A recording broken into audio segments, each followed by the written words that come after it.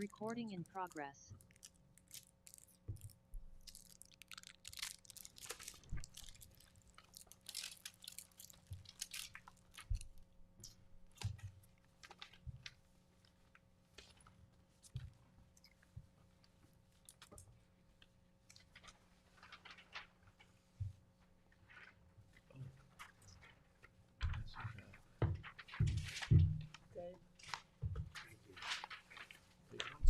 Recording in progress.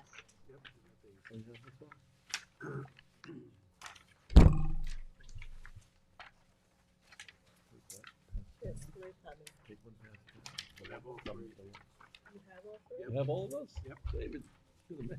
These are pre-hearing notice. What about Kim Lester? Early distribution. All right. Good deal.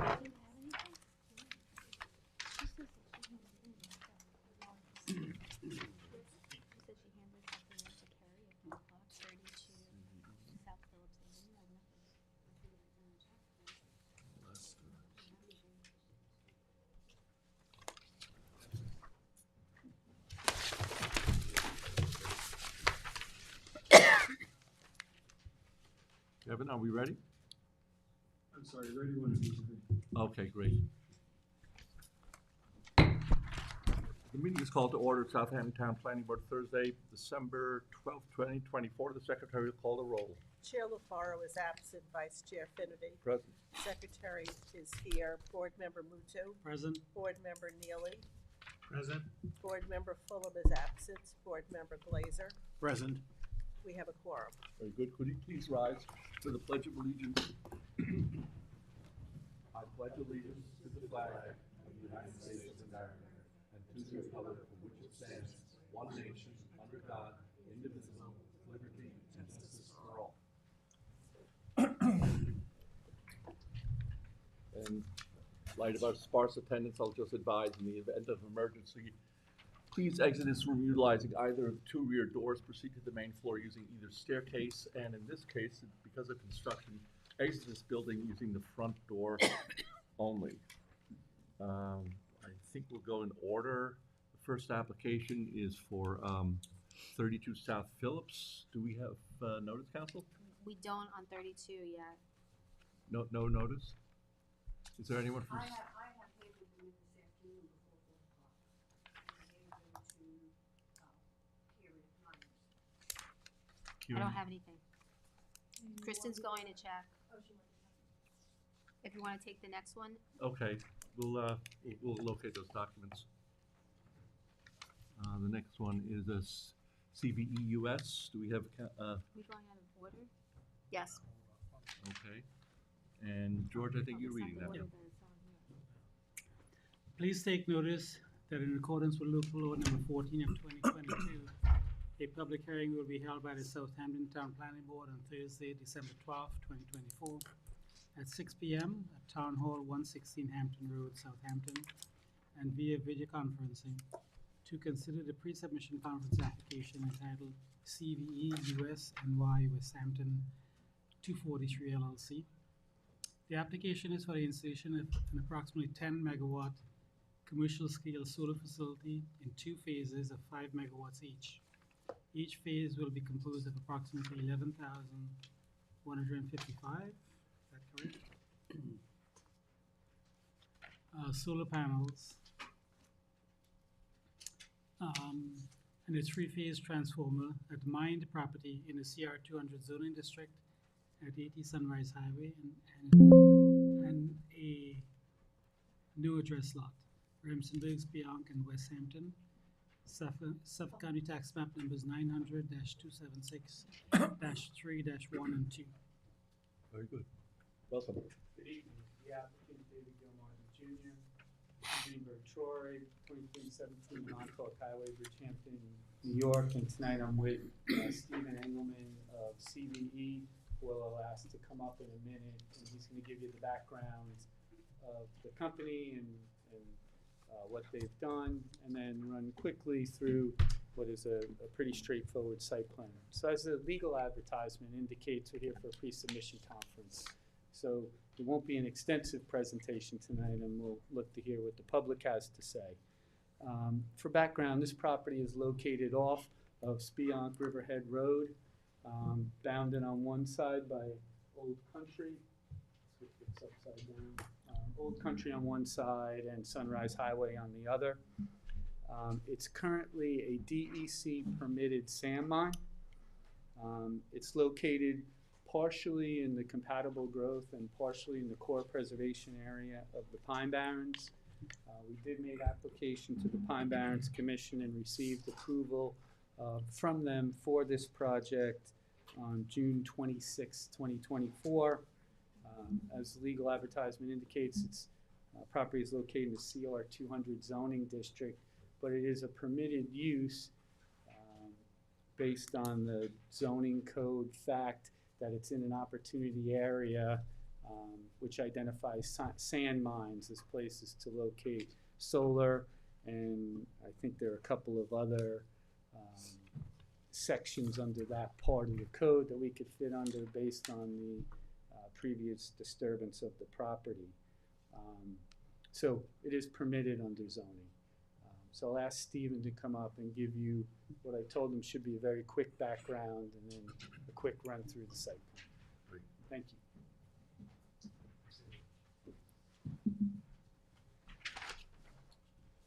Hello, my name is Stephen Engelman. I'm here with CVE North America, community solar energy developer based in New York. Quick background on the company.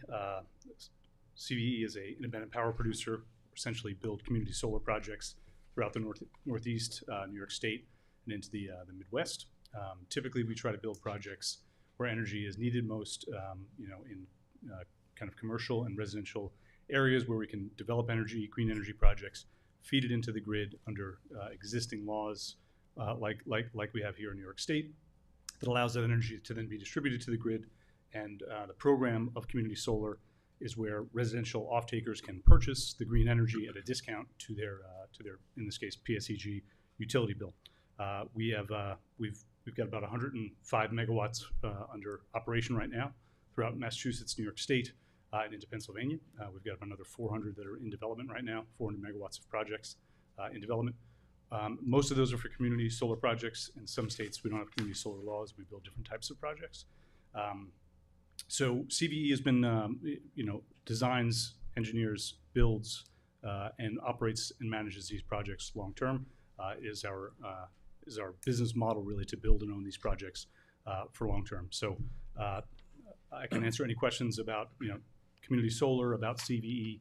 We have a lot of experience throughout the Northeast with communities like this, with utilities across 9 different states that we're developing projects in right now for the interconnection of clean energy, green projects. Can you explain the community part of the solar? Did I Sure. hear you say you can purchase them?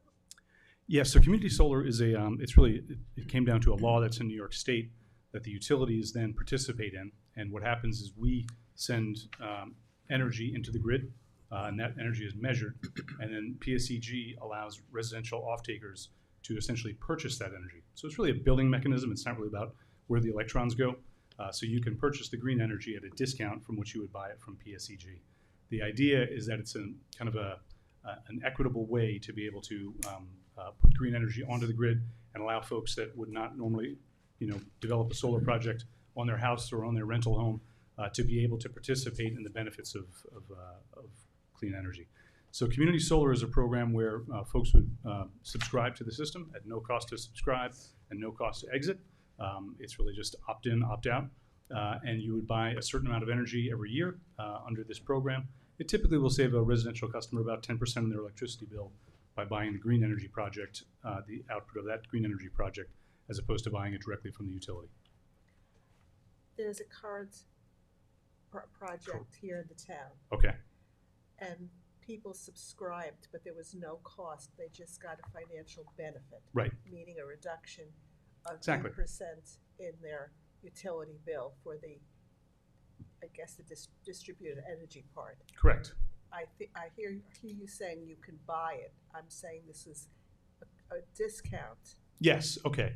I think we're kind of saying the same thing in different ways. You get a discount. You're essentially you're purchasing through your utility bill green energy at a discounted rate as opposed to buying energy from the utilities' power plants is kind of the idea. It's not an additional cost; it's a reduced cost because you're let's just say you're using the green energy kilowatt hours as opposed to the fossil fuel energy megawatt hours. And how would you share that benefit? So we aggregate customers in the local area. So we try to find folks, in this case in the town of Southampton, residential off-takers. We typically target low to moderate income subscribers if we can. So we kind of target our efforts there to reach out through really through PSEG. They have I think that's the tariff that they have that this fits into. Correct. Yeah. We're definitely talking about the same thing. So we work with aggregators that will find residential off-takers that want to subscribe into the program and buy energy for a period of time from green energy as opposed to buying it from the utility. Does that When make I sense? hear buy, it Yeah. sounds like it's costing me something, Okay. but in fact, what you're offering is a community benefit. Correct. A discount on your utility bill. Yeah. Thank you. Our report says that proposed transformers and meters and enclosures are not on the property. They're located along private right-of-way that crosses the properties owned by the Suffolk County Water Authority. The equipment will be located in the right-of-way on private property. Do you have owner's endorsements or confirmation that you have rights to locate your equipment there? So where the equipment would be located, we have equipment that would be located on our leased area. Other equipment that would be tying into the utility poles would be on an easement that we would set up with the utility along Spionk Riverhead Road. So I think we'd be in a utility easement area out by the utility poles would be where that would be located. So you're locating it in the easement area. Is there any documentation that's required to confirm that you have rights to that? Or? So the landowner that we're leasing from has rights to that right of way. So Okay. we would be setting up our own agreements to be able to utilize that for that purpose. But we would be working with the easement rights that the landowner currently holds. Council, maybe could shed some light. As part of this, it won't be on the Suffolk County Water Authority property. We moved over to an easement that's owned by the property owner who has an easement from an adjacent property owner who we have the permission from. So however we need to document that, it'll be documented. But currently the right-of-way has for probably 50 years cut through the Water Authority property, but I think that will be adjusted now that this project's going to happen. So the Water Authority won't be involved in Okay, but you have we have certain permission, documents, correct, permits yeah. executed. Okay, good. And another question for the attorney. This says it's in a residential zone. CR 200, correct. Is this one of the sand mines that may be part of the amortization changes that the board is looking at? It is a currently DEC permitted sand mine. I've read that law. I don't have any clients who are not representing anybody who's directly impacted, but I assume this could be caught up in it, which may speed up our phase 2. Further questions? Is the land revegetated or remediated or anything, and then the solar panels are put on it, or is it basically? Yes, and there's a remediation plan that we went through with the extensive, with the Pine Barrens Commission. And we can provide that as part of the ultimate the site plan application. Can you go over who the adjoining property owners are again?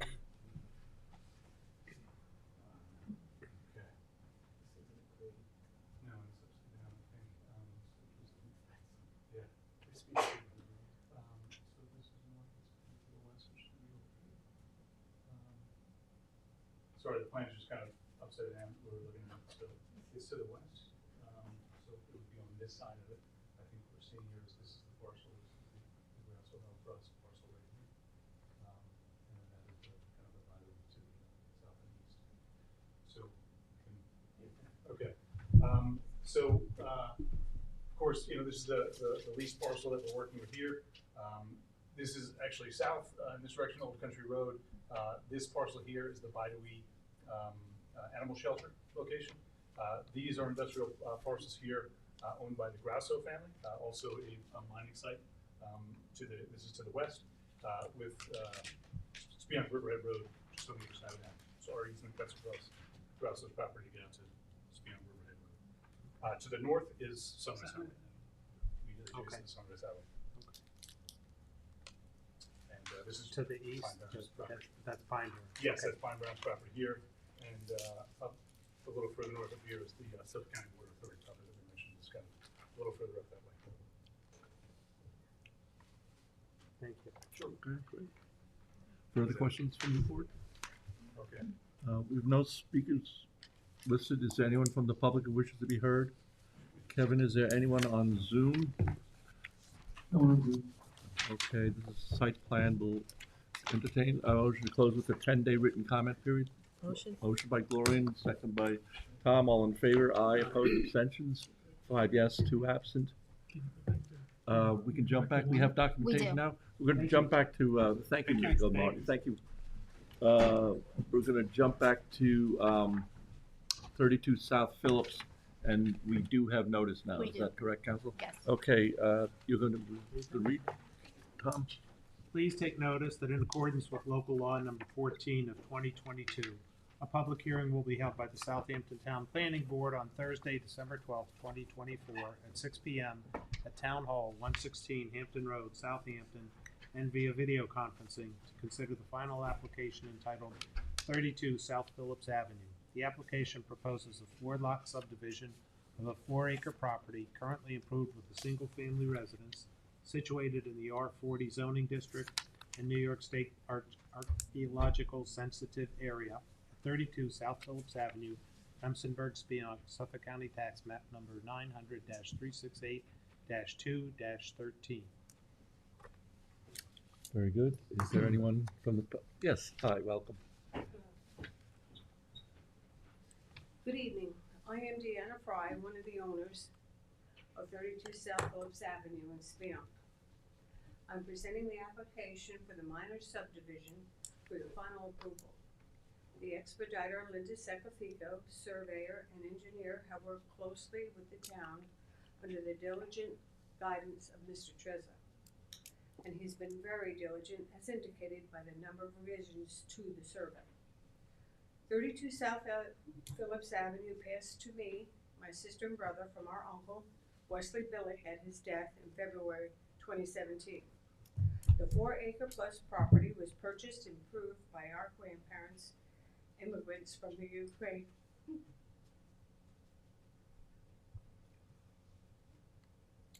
They and their 3 children moved into the new home in 1927. Our mother was raised there and Uncle Wes lived there for the remainder of his life, excepting 4 years in the Army. Wesley Billick was a decorated World War II veteran, earning a Bronze Star. Uncle Wes was injured twice and placed back into action twice. He suffered from PTSD for his lifetime. The property was farmed by Uncle Wesley, raising gladiolas and peonies, which he shipped into the city. I remember the rows and rows of beautiful flowers and being admonished to running through them. Wesley Billick was 98 when he passed. At that time, my siblings and I decided to sell the property to be fair and equal to the 3 of us. The process has been a lengthy one, hampered by a change of expediters and the COVID. The property was first presented to the town for sale as preserved land or possibly a park.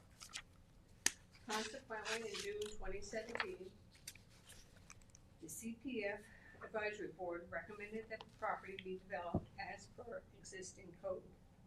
To make the property more attractive to a buyer, it was decided to have the property subdivided as a minor subdivision. In December 2018, an expediter was hired. The process progressed until December 2021.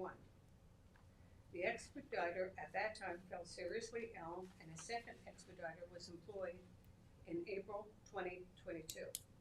The application was refiled at that time and progressed at a reasonable pace. The Suffolk County Health Department approved the project in February 2024, and here we are today.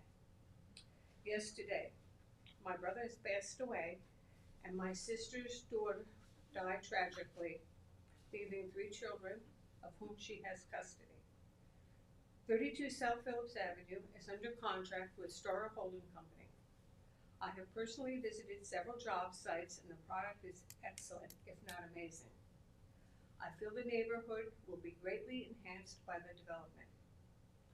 Although it is a bittersweet experience to sell the property that has been in the family for 100 years, we are confident that the buyer's product will be acceptable to the community and a fine tribute to 2 immigrants from the Ukraine.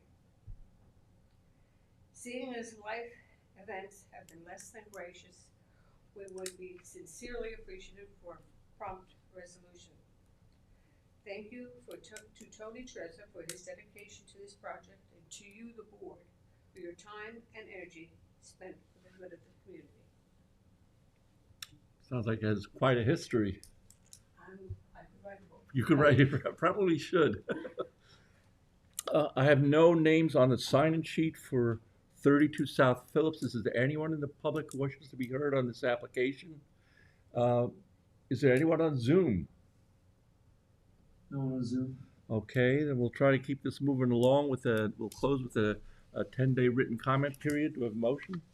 Motion by Gloria, second by David. All in favor? Aye. Opposed? Abstentions? We have 5 yes and 2 absent. Thank you so much for coming in. Sorry about the noticing glitch, but we got it done. Okay, you're welcome. Merry Christmas, Happy Hanukkah, and our best wishes to you all. Thank you. Thank you. Good health Thank to you you. and your family. Item 3 is Kim Lesser Boat Storage. Do we have notice, council? We do. Okay, I'm going to read that one. Please take notice that in accordance with local law 14/2022, a public hearing will be held by the Southampton Town Planning Board on Thursday, December 12th, 2024 at 6 p.m. Town Hall, 116 Hampton Road, Southampton, and via video conferencing to consider the site plan entitled 17 Allison Lane, aka Kim Lester.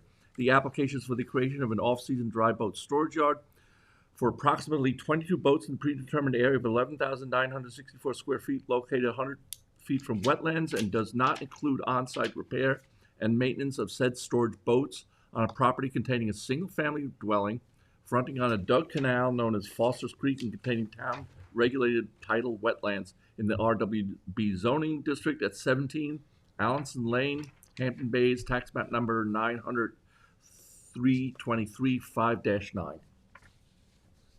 Welcome.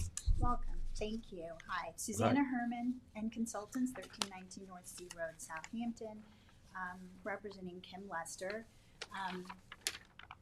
This property, 17 Allenson Lane, has been in Mr. Lester's family for about 100 years, and they're trying to keep it in the family by having a small source of income on the property.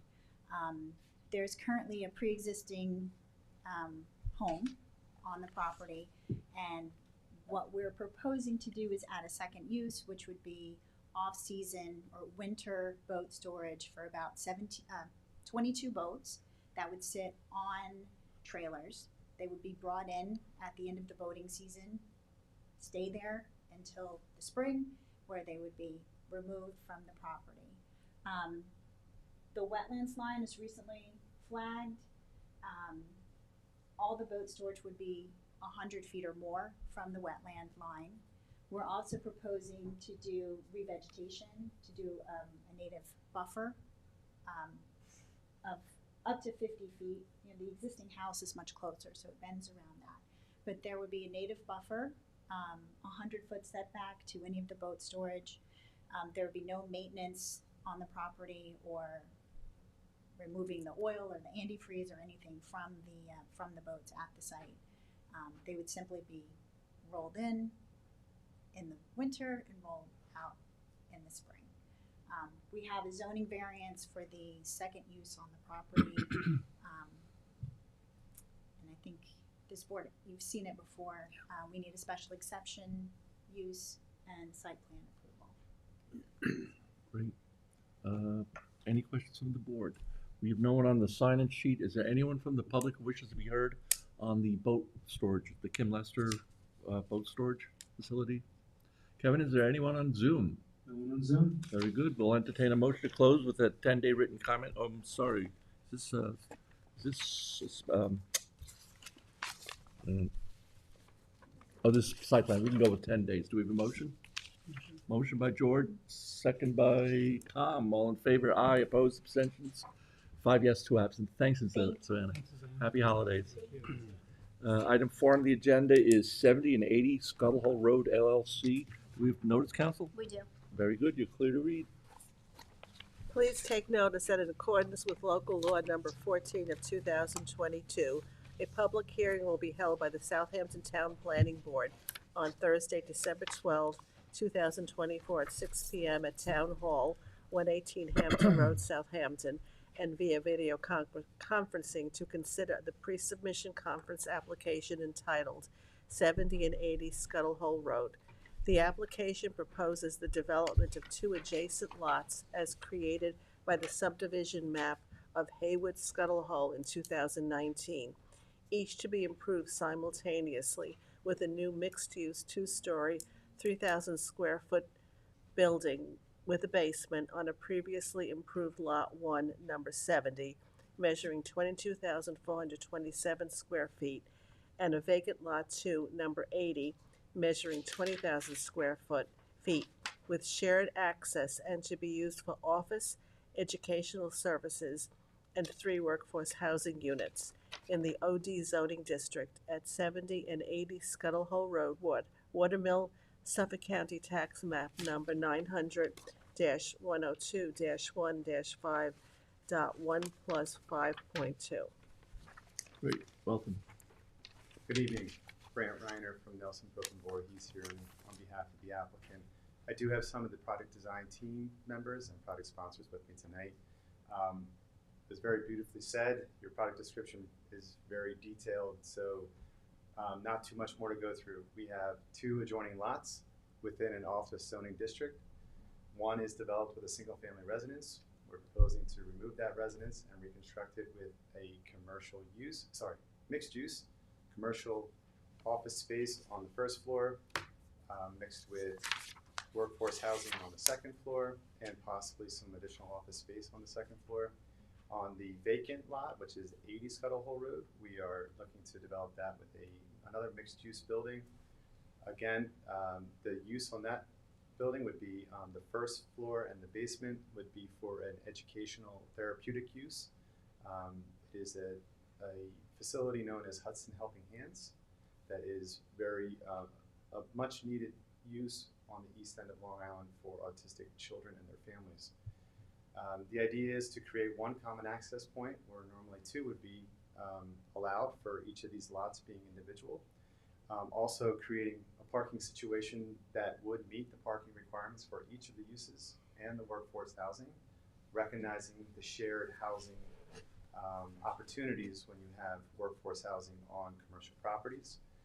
And again, the idea is that the buildings would be designed to be aesthetically pleasing, mixing into the surrounding uses that are there. This is an appropriate site for the uses given the transitional nature of the locations of the properties.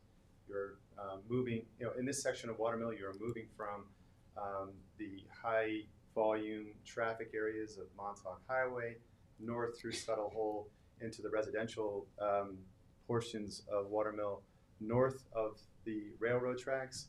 So again, the mixed use opportunities here is almost ideal for planning purposes. That is the application. I'm here to answer any questions if the board has any. Brent, just looking at the notes, it's permitted with pending determination from Chief Building Inspector for schools and educational services not otherwise classified. Have you gone there and gotten that determination yet? I have that letter. It was just came in yesterday, and Perfect I sent timing. it to Farina right before the meeting. So Okay. I have a letter from Sean McDermott, Chief Building Inspector, that recognizes the following proposal has been identified.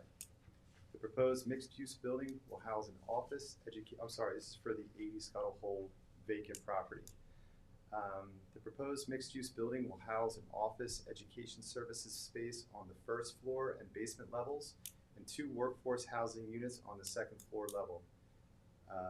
Those are to be occupied by the landscape offices on the adjoining property. The first floor and basement levels will be occupied by Hudson Helping Hands for Autism, which will be used to care and support children with autism, special needs children. I feel this is again from Mr. McDermott, I feel this use falls under other schools and educational services within SIC code 829, which is a permitted use, not requiring special exception in the OD district in the town's business district table of uses, section 330-33. The workforce housing on the second floor falls under apartment and is a special exception in the town's business district table of uses, again, section 330-33, and must obtain site plan approval from the planning board.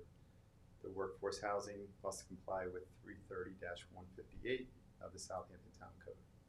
Great, so you do need special exception for the apartments. For the apartments, yes. Great. The other thing is you're gonna bring in sewage credits, right? So we are working with the town on the transfer of development credits to the site for the workforce housing units. Okay. If the workforce housing units were not part of this project and we were simply looking to do the commercial, we wouldn't need any sanitary flow. So the idea is we're asking the town to help us out. We want to get the workforce housing here, but we do need some help with the flow. And then you're gonna need waivers of parking, I think. So we heard what the board had to say. We are trying our hardest to get the parking all on the property. We are looking at land banking some of the spaces. I hesitated to put this board up because it's so high, but I will do it really quick.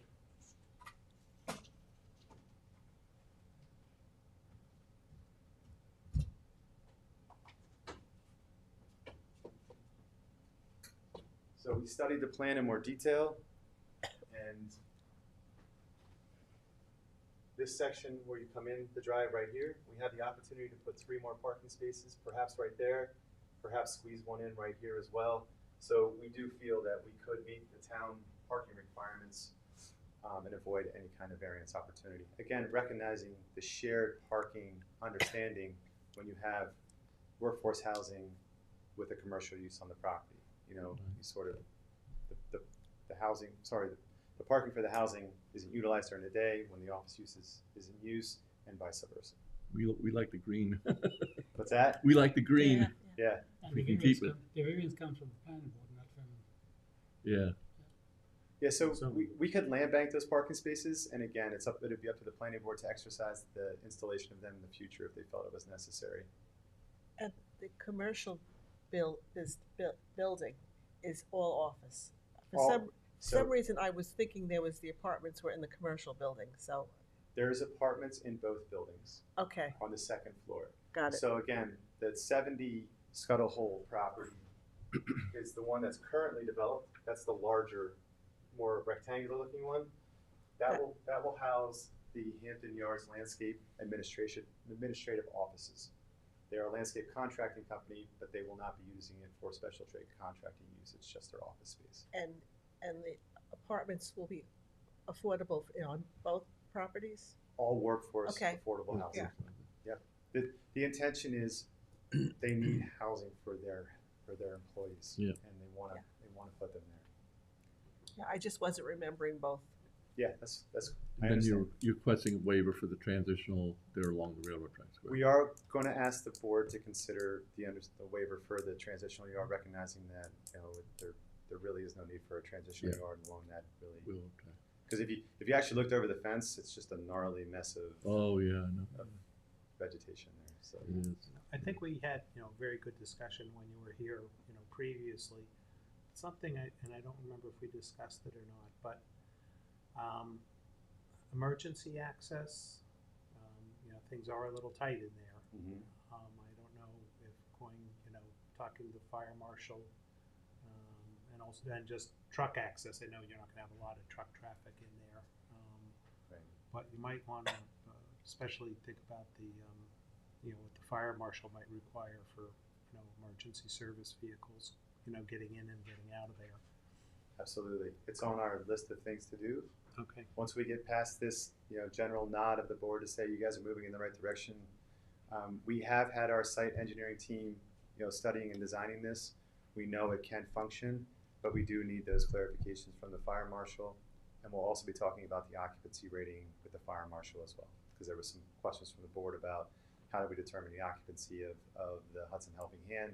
We have a general understanding as to the staffing, so when we get to the formal site plan review layer, we'll be able to provide you guys with all that information. Now the landscape, that's only going to be administrative. It's All not their administrative truck. offices. Okay. No special trade contractor use out of that site whatsoever. And, the board had asked about, whether or not there was a need for overflow parking. We, not me personally, the team has reached out to the church, which is the larger property across the street. Yeah. And they have given an indication that they are excited about the Hudson Helping Hand use and want to be part of joining forces to make sure that there's additional parking there if needed. When it comes time for a special event, they'll have the opportunity to park on the church parking lot if needed. I have to commend you on the graphics. Really nice presentation and That's the very quality well of design. Very well done. Makes it very. We appreciate that because it comes at some expense and time, but we wanted to show the town that this is a very important project to everybody involved, and we're giving it our best effort. Well, we had the work session. That was very helpful because that was our introduction to the project. Yeah. We had a lot of and understanding the need, which. Yeah. It's a really great project for so many different reasons. Again, we have the mixed use in this transitional area. We're creating one curb cut where two could have been created if they came in as single and separate development opportunities in front of this board. And that Hudson Helping Hand use, I got to tell you, this is going to be, so many people are excited about this. Yeah. It really was an eye-opener for me, and I couldn't be more proud to be part of it. We've gotten some communication from the community. Yes, a lot of support. Positively, so. A lot of support. Further questions from the board? We have two names on the sign-in, Kristen Teodoro. She's actually representative. Oh, of us, and okay. she's here to answer questions. And I guess the same for Gennaro. And Gennaro is from the architectural team. Okay, good. Again, here just to answer questions. And there's no one else from the public who wishes to be heard. Kevin, anyone on Zoom? No one on Zoom. Okay, this is site plan special exception. We'll keep this going along, maybe a 10-day written comment period, and let's get the ball rolling on this. So Thank you you break very ground. much. Very good. Do we have a motion to close at the 10-day? Motion by Gloria. Second by David. All in favor? Aye. I oppose abstentions. Happy holidays, everyone. Happy holidays. Thank you. Thanks so much for coming in, folks.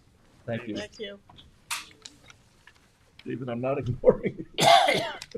Give me stink eye. It's fine, it's good. It's all good. Okay. Item 5. Oh, you're up for reading too. Yep. Sabonic Training Center. We have notice, council. We We do do. notice. David, you're free to read. Okay, please take notice that in accordance with local law number 14 of 2022, a public hearing will be held at the Southampton Town Planning Board on Thursday, December 12th, 2024 at 6 p.m. at Town Hall, 116 Hampton Road, Southampton, and via video conferencing to consider the site plan amendment application entitled Long Island Automotive Collectors Sabonic Training Center. The application is to change the use from office storage in the existing 10,500 square foot building to a firearms training school situated in the HB zoning district at 315 County Road 39 North C, Suffolk County Tax Map number 900-131-1-7.1. Great. Welcome. Good evening. David Kirst from Matthews, Kirst, Cooley, and Churon, here with Buddy Wines, representative for Sabonic Training Center. This is pretty straightforward. There's an existing site plan approval that's already been mostly implemented. I believe inspections have passed for landscaping, parking lot. Everything's in. This proposal will not change anything outside of the building. There's no additional parking required. There's no different access. It's all the same. It's all previously approved. The use that we have is compliant with the parking that's already been approved as well. There will be no change from the general public. Everything is self-contained. We do have plans. I know we spoke at the work session. Yeah, There's a building inside of the building, that's right. concrete block, steel plates, rubber. So there'll be its own air system as well. There really won't be any noticeable difference from what's sitting there currently. And it is a permitted use, whereas the storage use was only allowed as a change from a non-conforming to another non-conforming. So we're becoming more compliant with zoning in this area as well. And this is only for law enforcement, right? Not for open to the public? No, there's school, there will be training as well. You can take courses for your concealed carry permit requirements, security. You can take for, like I said, for law enforcement, that would have that available option as well. But there is a training aspect to it.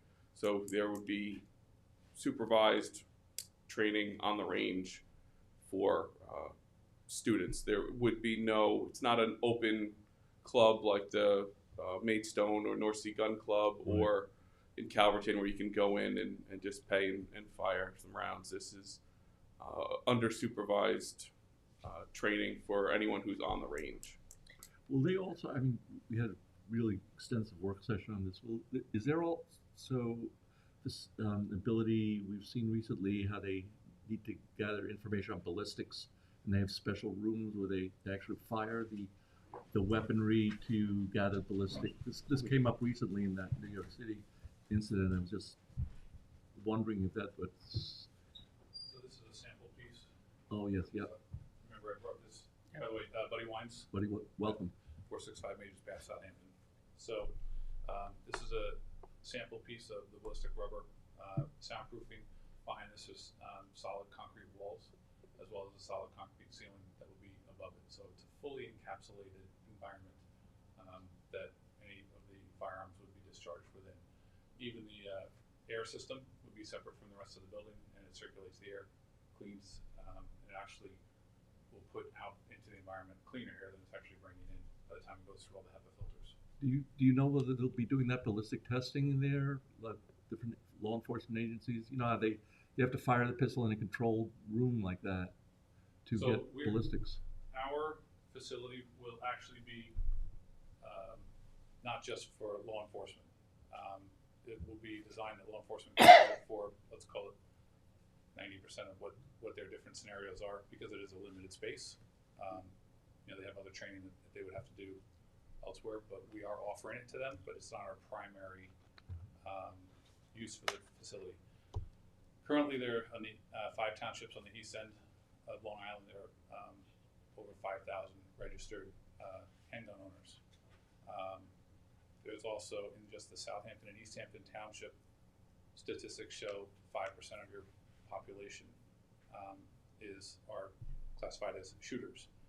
That would put about 4,000 people that are active shooters in the South Fork of the island here. But there's nowhere for them to actually go and train. So if you have these weapons out there and people own them, you want to have somewhere that they can be proficient and learn how to use them properly. There was recently, as you've seen in the newspaper, somebody who accidentally discharged a firearm because they didn't use it properly. They actually were moving it around within their vehicle while they were driving. It's been all over the newspaper. It's been in the news. But in situations like that people need education. You don't just get in a car and go without learning how to drive. Right. You know, yes, you drive every day, but people who don't drive for a while become rusty in how to drive properly. So if we don't have facilities for people to be able to properly train and know how to be safe with their firearms, and they're out there on the street, we're actually going to provide that service. That's great. Any further questions for Mr. Wines? I have a question. Sure. You said there are classes. Do you have to join a club, or do you have to, or can you just pay for a? It's not a club per se. Okay. So you just pay for a. You pay for classes. You would pay for use of the facility, And there is always an instructor out on the range during the time that you're out there. So there is constant supervision, there's constant continuing education, I guess is the best word that I'm looking for. There are also specified classes that could be group classes. As David mentioned, there's concealed firearms. Anybody who has a pistol license for concealed carry is required to renew that and take the class on a regular basis. Security guards, whether they're armed or unarmed, are required to have annual training. We would offer those classes. There's a whole series of classes that we would have as a base class, and then there would be a constant other classes that people can come and take. Or could I just go and say I want an hour of time? You would have to, it's like a college, let's put it that way. You would have a tuition that gets you available to pick classes that you would be there during a certain amount of time. You can't just walk in off of the street unless you're going to take one of the pre-prescribed classes. So you couldn't just come in and say, I want to train for an hour and never come back. You would buy a series, let's call it. Now, as the operator of this, do you have to be licensed by any agency? So my partners, Pete, want to talk about this? Pete Pernigosi, Pete can speak further to the licensing requirements for this. Good evening, Pete Pernigosi. My background is I'm a retired police officer, born and raised in the town of Southampton. I started back as a Southampton Village police officer in another lifetime back in 1992. Moved on, I was deputy sheriff for a number of years. While I was in the sheriff's office, I was trained as a firearms instructor by the FBI and Suffolk County Police Department. It's been part of what I do my entire law enforcement career. I transferred to Southampton Town Police Department some years after that, where I continued my training. What trainers like me and myself, we came up with over these years is there's just not enough training for anybody. There isn't the facilities to do it, and that's police officers and civilians alike. Police officers generally train once or twice a year. They're outdoors. They don't have state-of-the-art facilities. They just don't have the budgets for it.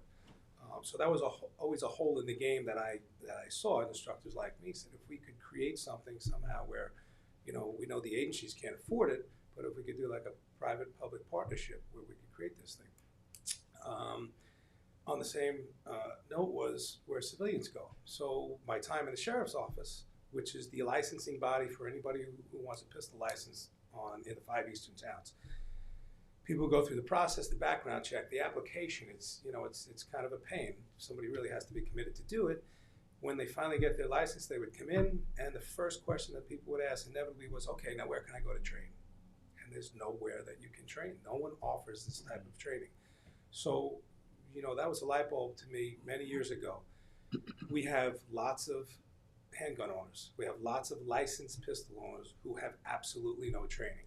And when you have no training and you have pistol license holders, you have the potential for accidents. Yeah. And that's what we've seen, in the news. And we see it a lot, and it happens across the country. So to be able to provide that service, to provide a training, a state-of-the-art training facility where we can both train civilians or someone who wants to be safe, someone who wants to decide that they want to carry a firearm, that requires another level of training. So we want to be able to provide all of that. And in addition, if we can help out these smaller agencies, Southampton Village has expressed interest. There's lots of smaller agencies out here that, for lack of a better word, they shoot in the dirt pit somewhere in inclement weather. There's no state-of-the-artness to it. That's what was done many, many years ago. So our plan is to work with law enforcement. Anybody who wants to participate, to come in, we're going to open our doors to them. And we're going to provide a training, basically a curriculum for someone who's never touched a handgun, who just wants to be safe. Hunters who fire long guns, who still want to be safe, who want to practice, maybe sight their weapons in so they're accurate and they hit what they're shooting at. And someone who just is a gun owner for a long time but wants to be more proficient, so they're more comfortable. Proficient and comfort is what we want with people who are firearms Another big holders. thing we learned in the work session was these shells when you go out in the pine barrens and shooting in these pits, and then the casings you know. So, something I noticed, and the entire Suffolk County Police Department, the Police District, Suffolk County Sheriff's Office, and every agency on the east end of Long Island from Suffolk County out shoots into a dirt berm in the Pine Barrens. Yeah. I noticed it many, many years ago. I said, we're just putting lead into the Pine Barrens for years and years and years, and I haven't seen anybody come and reclaim that. The brass, you know, we could pick up that spent brass, but, you know, most of it gets ground into the ground. This facility, nothing escapes, and everything is recycled. Every bit of lead is captured. It's reclaimed. We have, we'll partner with companies that come in and clean professionally. They'll kick money back to us, so that's a recyclable. The air handling, the air is filtered to the point where it's hospital grade air. The air that comes out of our air handlers will be cleaner than the air we're breathing in this room right now. Nothing can escape. Again, another problem is in these training facilities, and this is all ranges, not just police and everywhere, it's an open air. There's a berm, maybe it's 15, 20 feet tall. If you point the gun in the wrong direction, the rounds go over. Could we go back to an earlier question? Sure. Is the facility required to have a license? And So are yeah, they- to that point, I'm sorry. are the supervisors or managers required to have a license? So if for training, licensed instructors. So instructors are accredited in a number of ways. Me as one of the principals, I'm certified to teach in New York State as a police instructor, which is the highest level we can be. I'm also certified to teach and evaluate other law enforcement instructors. We'll have other like instructors like myself. The NRA, which is a national agency, also certifies instructors. So if someone wants to come in and they don't have a pistol license, they can shoot under the guise of a licensed instructor, whether it be a police, Department of Criminal Justice instructor like myself, or an NRA instructor. So there are levels of certifications. The instructors need to be certified if they're going to instruct. Management of the facility doesn't need any type of license for any of this. Obviously, New York state law, federal laws cover firearms in many different ways, and we have to comply with all those laws as well. So there's lots of regulation here, which is another part. We're going to assist people in complying with regulation. I think Buddy mentioned security guards. If you want to be a security guard, and I'm sure everybody in the town knows, you want to have a special event, you have a certain number of people, you got to have licensed security guards, right?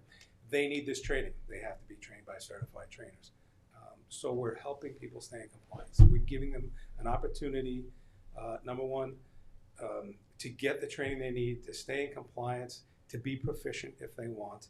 And we're not adding anything to the environment. We're actually, every round that's fired in our facility doesn't get fired into a dirt berm in the Pine Barrens. Yep. And there'll be no retail, so we're not adding guns to the community. We're just trying to take those people that are here and want to learn the right way and give them some place to do that. Terrific. Really good. Further questions from the board? Kevin, do we have anyone on Zoom? No one on Zoom. Okay, I think we've covered everything, Buddy, and we're going to close with the 10-day written comment period then. Sorry. No, those are all the team members and all the signing people spoke. So we'll entertain a motion to close with the 10-day written comment. 10 days by Tom, second by George. All in favor? Aye. Opposed? Abstentions? 5 yes, 2 absent. Thank you very much for coming. Motion to close. Motion to close by George, second by Glorian. Merry Christmas. Thank you.